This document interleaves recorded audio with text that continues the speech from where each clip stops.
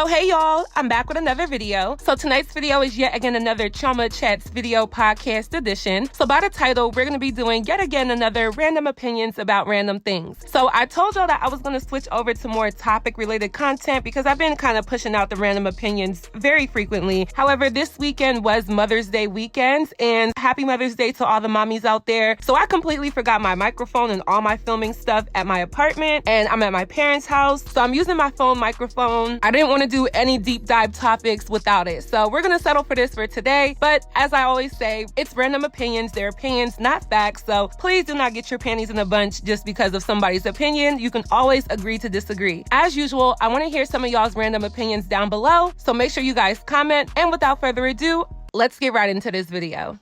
So my first opinion is Natalie Nunn deserves the same backlash as NATELIE or anybody that has ever been called out for colorist remarks. Out of the 3 black girls, who's the hottest one? You're so the hottest black girl. Okay, I have a good idea. Let's put lame bitch. But that's mean. What do you mean it's mean? Shut up. It's so funny. Her nose looks like a gorilla nose. I'm Puerto Rican, Brazilian, and black. I grew up around like white kids, and so dark-skinned girls never seem to like her. She looks like a mommy. 2 kids. Big nose. 2 black. Don't get her teeth, that doesn't erase. I don't care. She's ugly. But she has to live with that. You don't need to make her ugly.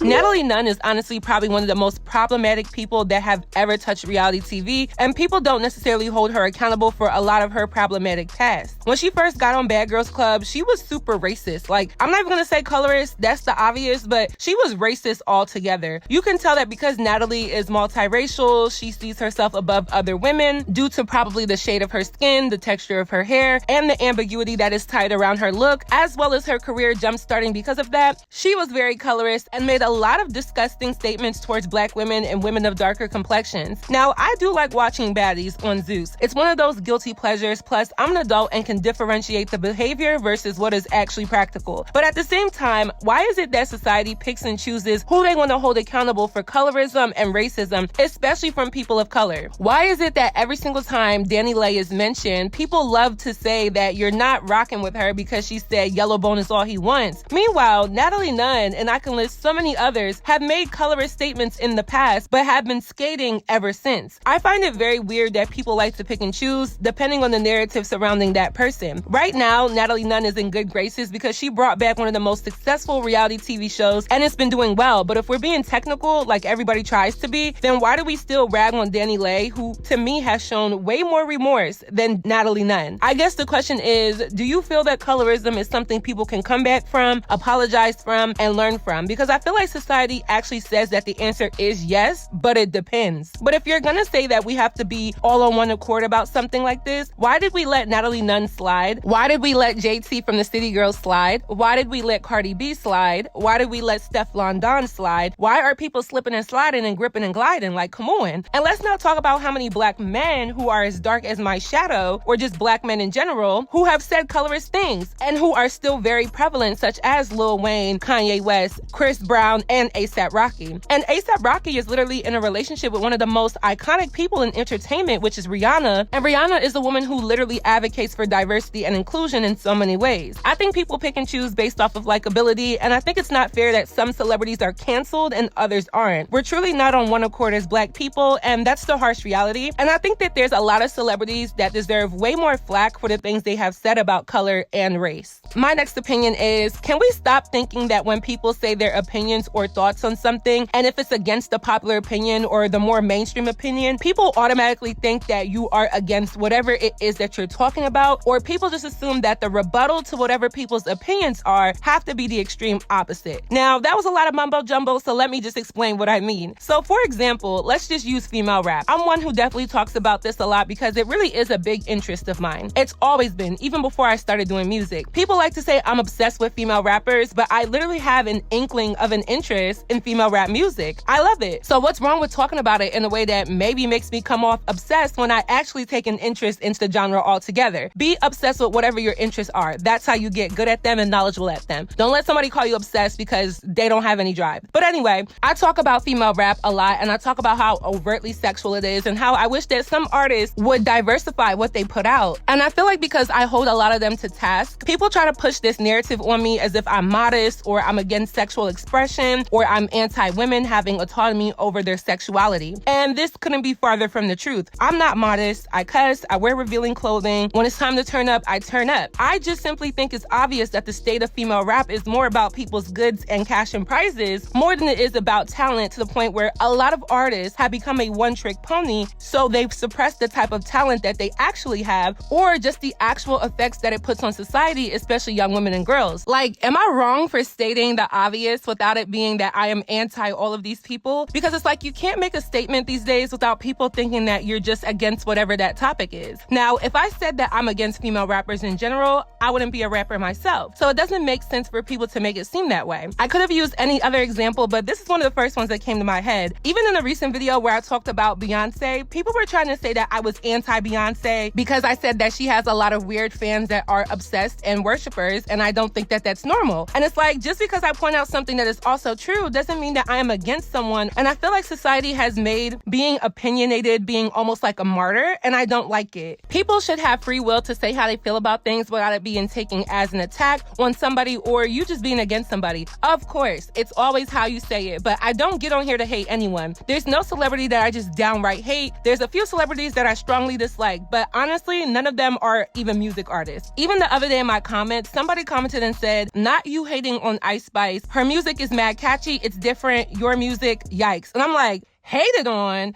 Just said the other artist is doing the same thing as Ice Spice is. Is that considered hating now? And then she comes back and says, you're questioning why the other artist isn't as popular as Ice Spice, and you're questioning why we don't have some type of energy towards her when she's overtly sexual. And it does come off as hating, because why would you even ask that? Bitch, why wouldn't I? She's clearly doing something right, something different than these artists. I attended a bar mitzvah, and when they put Boy's a Liar, the kids went absolutely crazy for it. She produces great catchy songs that can hit the mainstream. That's the difference. So why question her or her level of fame? Give that girl her flowers. She deserves it. I swear people be delusional, because when did I ever say that Ice Spice doesn't deserve her flowers? I literally said you can't be mad at one person for doing the same thing another person is doing. Anyway, so I just came back and said, don't be daft, beloved, because please don't be. It's common sense, sweetheart, not hating. If anything, society is hating on the new artist for saying it's played out for her to do something that they praise another artist for. We're talking about the imagery, not the content. Y'all, I swear it just gets me irritated at this point. I swear I can't do it anymore. But just because somebody makes an opinion on something doesn't mean that they are against the entire phenomenon or the individual that they're talking about. People can talk about the full reality of things, and two things can be true at once, whether they're good or bad. My next opinion is, I think it's absolutely absurd that Eboni K Williams was called out for saying that she wouldn't date a bus driver unless he owned the bus. I wouldn't date a bus driver unless he owned the bus either, and I'm not gonna be apologetic for that. Y'all let me know if y'all want a full video on this. I know I'm behind. I really do have a life outside of YouTube, but I wanted to state my opinions on this, and I feel that it's actually ridiculous that it's only ever Black women that get told that they need to humble themselves, lessen their standards, compromise, and are shamed for actually holding certain men accountable. Now, I'm not saying that being a bus driver means that you're some type of poor, broke bum, but what I'm saying is that to look at a woman who is an attorney of law, like she literally has a JD and has a lot of accomplishments under her belt, and it's not like she's a teenager in her 20s or even her early 30s at that. So she's pretty firm and comfortable within her life and her career. So to chastise her for saying that she would prefer a man who is her equal, or at least around the same earning statuses, is actually crazy to me. And I think this was a prime example of exactly why Black women got on YouTube in the first place, to advocate for just a Black women experience. There's certain things that only happen to Black women, and this is one of them. Shaming Black women for having standards in a partner is one thing that is very exclusive to us. They want Black women to be cum dumpsters. They want Black women to be government assisted. They want Black women to have a whole bunch of illegitimate kids by someone who is going to not provide for her or the kids so that the government can be your husband. They want black women to settle. They want black women to literally say, even though I've worked hard to achieve a certain status of life, it should be diminished because, to be honest, I'm just not respected as a black woman, because that's all it is. That's all I take it as. No other race tells their women to date down. And I know some people may chastise me for saying this because y'all swear I be trying to start a diaspora war when it's never ever that. But even in African culture, they never ever tell you to date down. Honestly, I could do a whole video about how sometimes toxic it can be when all of the African aunties are encouraging you to stay with a man or be with a man because he's high earning and has a great career. There's definitely good and bad to that. But only here in Black America is where I see black women being told that if they do have high standards or high expectations for a man, that they're wrong. And why is that? I'm just gonna go out there and say I could be wrong, but when you compare the life of a black woman in regards to raising a family, being educated, and actually having drive, it does exceed that of a black man on average statistically. I'm not saying this to put down black men, but what I'm saying is that a lot of black women are the backbone to this community. And it literally comes down to probably the natural inclination of women having to be nurturers, but also the simple fact that there's so many single parent homes that are led by a black woman. I feel like black men need to hold each other accountable, and I want black men to do better in terms of their own personal approaches to life. It wouldn't be taboo for a black woman to say that she wouldn't date a certain man because of his earnings or the optics of his career if black men actually stepped up. Now, there are a lot of good black men out there who work, go to school, and provide for their families, but is that the narrative? No. More times than not, what is being portrayed is a single black mother who raised all her kids with little to no help, who had to go the extra mile to become more educated, more certified to provide for herself and her children, and so forth. And because that narrative is plastered to the masses and probably does have some truth to it, I guess black women are supposed to have sympathy or lower themselves down because statistically there isn't a match for black women. And when I say match, I just mean that for every one man, there's almost 2 women living in this world. Then when you look at the statistics of the black community and who's earning more,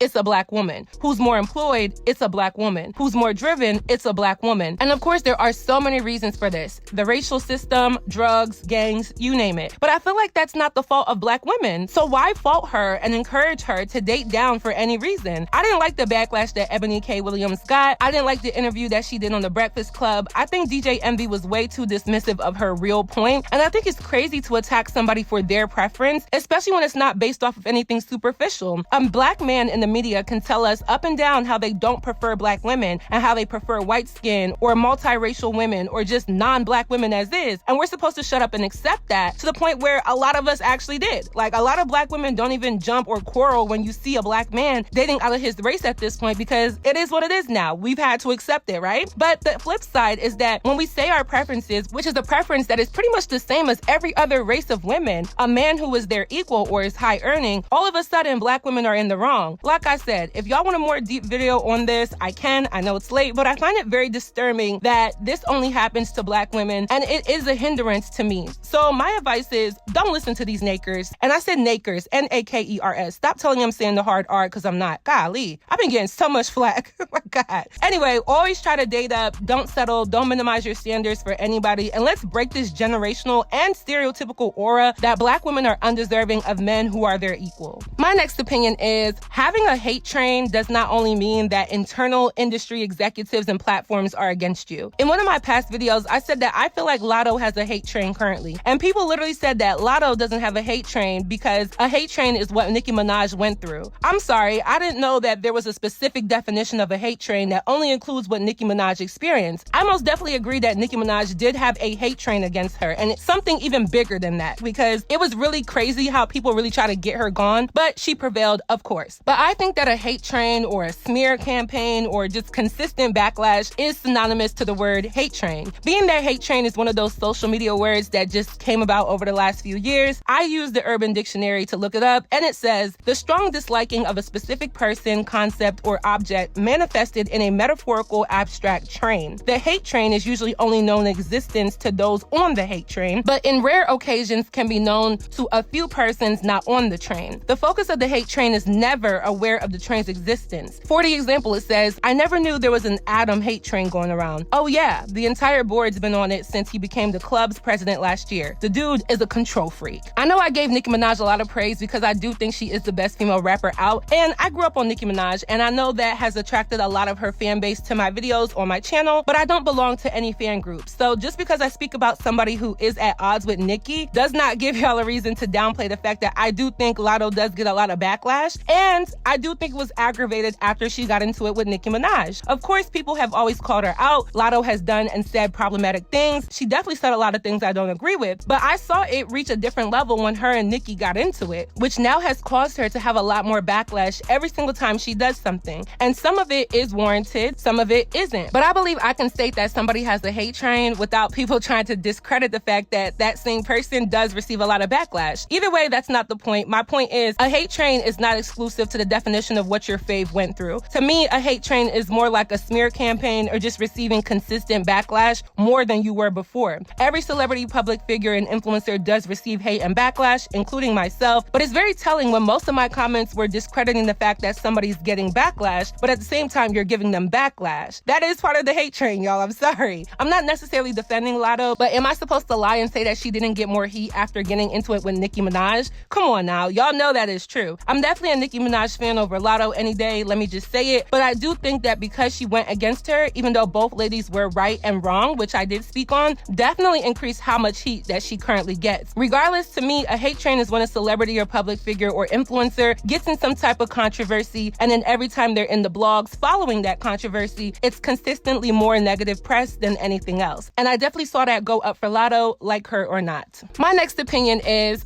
I will never understand how people find no issue in Black women relaxing their hair to be chemically straight, but wearing a straight wig is a problem to people. Now, I feel like we are glad that people have kind of graduated from the topics of natural hair versus wearing a weave or wig, because you can be natural and wear wigs and weave frequently, and then you can also wear your natural hair out all the time and then not even be healthy. I don't think this commentary is that relevant. However, there used to be this big backlash where in the natural hair community, which was really big on YouTube, they've definitely kind of died down, which is another video on its own, but the rebuttal was always that there's a group of Black women who wear weaves and wigs, aka hair hats, and that because you wore that meant that you don't embrace or take pride in or take care of your natural hair. Now, that can be very true for a lot of Black women. It could be true for even non-Black women as well. But if we're talking about the texture of the wig or weave not being Afrocentric, for lack of a better word, then what is the excuse or the opposition for chemically straightening your hair? I see no issue with women who get relaxers because some people prefer to wear their hair straight. But I don't think it's fair to say, well, at least it's my real hair, when does that really matter when it's still being manipulated to fit a certain look that is not deemed ethnic? Like, really, what is the difference? Because if you have 4C hair and you constantly get relaxers, which can really be damaging to your hair if done wrong or done too frequently, and in most cases, a wig or weave isn't as damaging because it really doesn't manipulate your natural hair, then what exactly is the problem, let alone the difference? I'll never understand the basis of wigs versus weaves versus natural hair because for obvious reasons, I don't think it's that serious what a Black woman chooses to do with her hair. But in all honesty, I don't think that wearing a wig or weave hinders your hair the way how chemically straightening or changing it would with a relaxer or hair dye or whatever.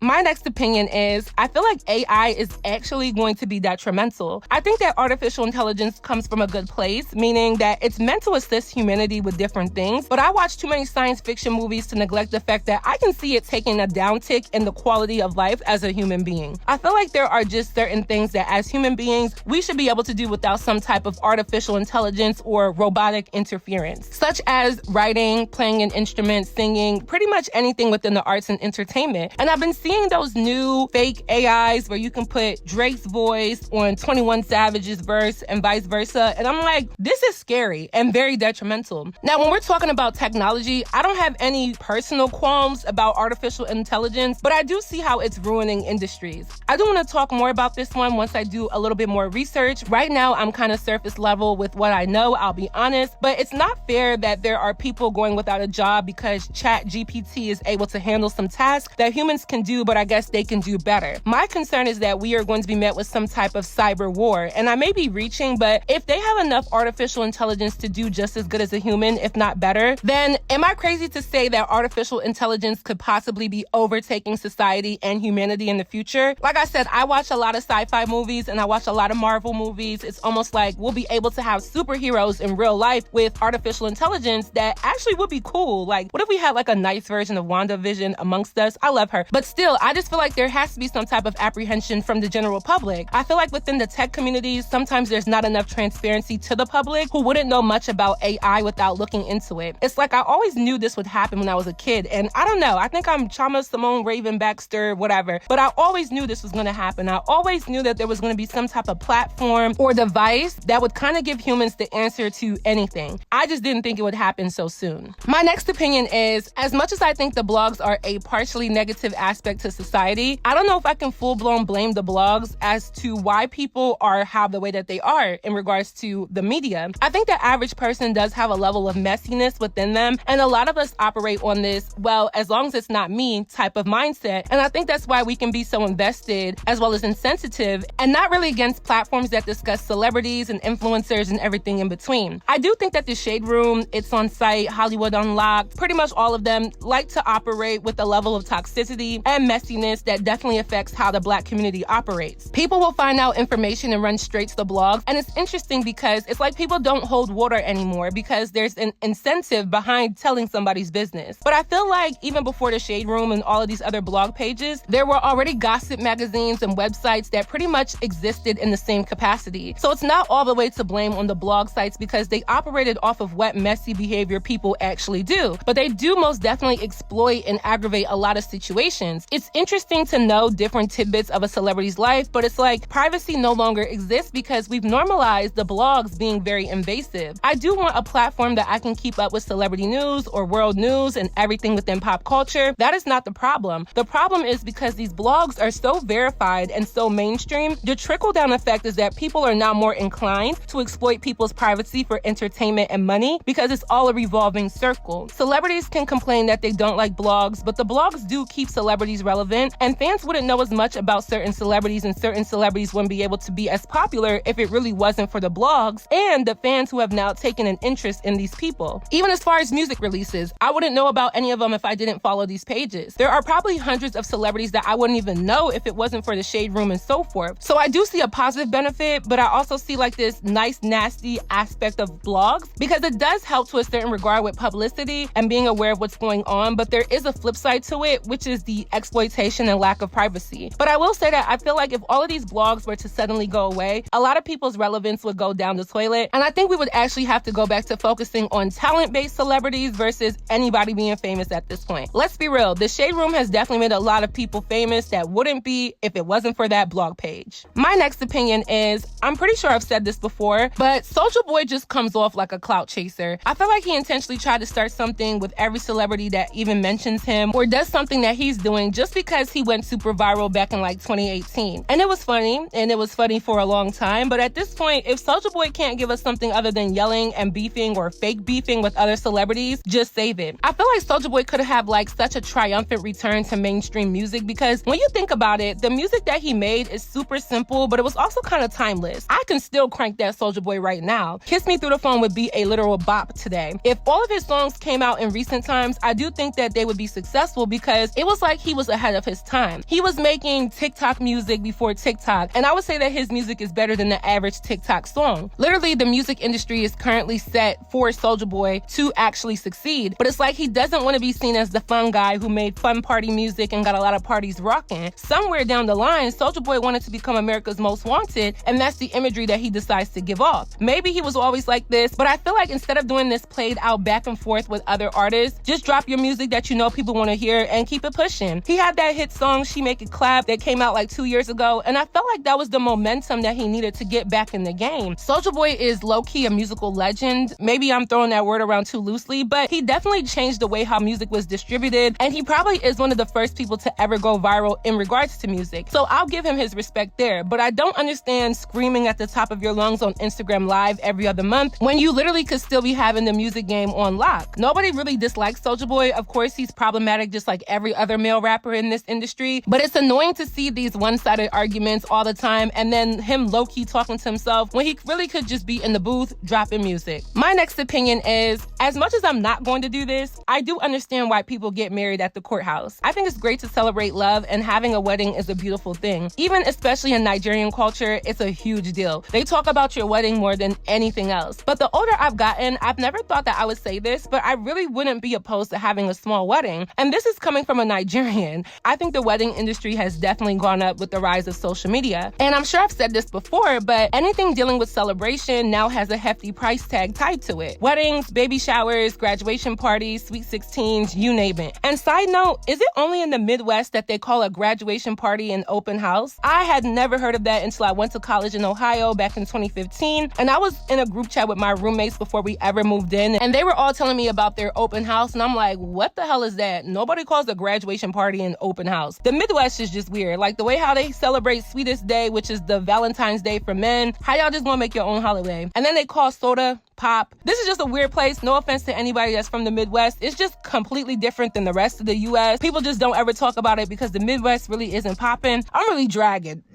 I apologize. But nonetheless, weddings are so expensive that I see why some people just go to the courthouse. I feel like a lot of it is just the optics for guests that are just coming for a free plate of food, take some pictures, enjoy a nice night, celebrate you, and go home. Meanwhile, the bride and the groom are the ones that are pulling out thousands of dollars and saving up for a long time just to put on an event when in reality, does all of that really matter?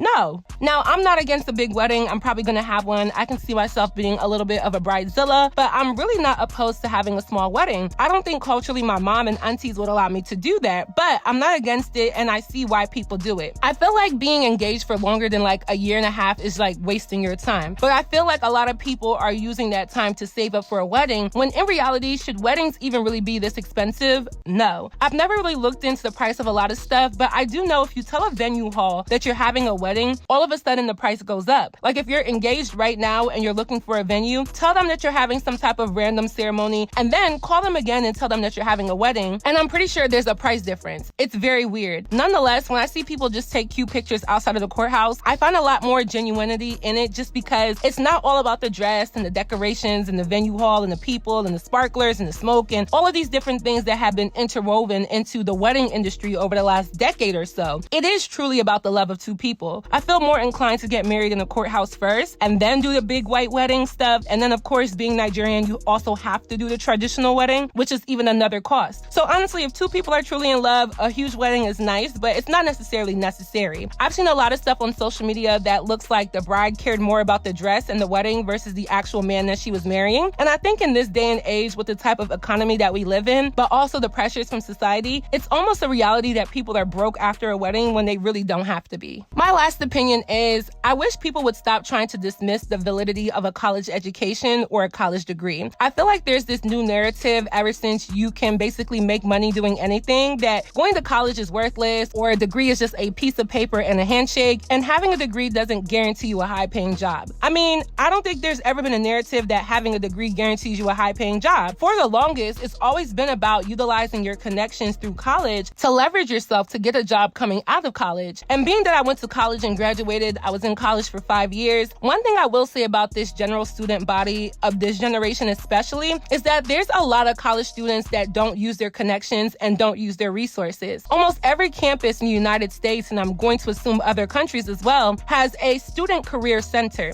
something that basically helps students set up where students come. There's job openings, job listings, local companies, and just an outlook on what you can do with your degree and who you need to be in contact with to get some of these opportunities. Nothing in life is guaranteed, and you still have to do work once you get a degree. There's only certain degrees that kind of guarantee you a job, but even those who pursue things like becoming a medical doctor, you could have a whole undergraduate degree in the science field and still not match with a place to do your residency, or still get rejected from med school, or something that hinders you directly getting that high-paying doctor job. Especially with the medical field, it's very competitive. And the same thing can go without a degree. Graduating high school doesn't guarantee you a higher wage or a higher salary, but it is a requirement for you to transition into other aspects of your life and your career. My other unpopular opinion is that I feel like if you do have a college degree, there should be some type of legal clause that you do have to make more than others. I don't like people downplaying college degrees because a lot of people worked very hard to get them. In some cases in the past, I would bring up my degree and people would literally gaslight me and say, oh, you're just trying to say that you're better or smarter because you have a degree. Not really, but I do think a degree does measure a level of discipline because you have to be a very disciplined individual to even complete college. And it also does measure to what what capacity you can learn, which is something an employer is going to look at. The real issue is that there's really not as many jobs because there are things like robots and AI taking over. So don't blame the people who went to school, blame the society that we live in that, one, is replacing jobs with robots, and two, is underpaying just about everybody. I don't think a college degree will ever be completely obsolete because there's a lot of things that come with a college. A lot of these colleges have bigger names as a college that are very respected in other industries such as sports or programs and even some of the alumni. So there's always going to be people going to college and obtaining higher education. But just because we live in a society where you can kind of make money doing anything and you kind of don't need a college degree, that doesn't mean that people should downplay going to school. I will always advocate for a college education because college literally taught me how to be a woman. And it's an experience that I feel like shapes a lot of young people to become better individuals when they transition into the real world. Of course, there's a downside to investing in a college education, but I don't think it's something that people should undervalue. So that is it for this video. I hope you all enjoyed. Please let me know your commentary on my commentary down below. What do you think? What do you know? Let me know. If you haven't already, stream my song Ceremony. It's out on all platforms and the link is down below. Make sure y'all are running that up. And thank you to everybody for streaming. Shout out to New York. Y'all are my biggest city that's streaming me. So shout out to New York and everybody in the 5 boroughs. And lastly, don't forget to follow me on all of my social media networks, and I will see y'all in my next video.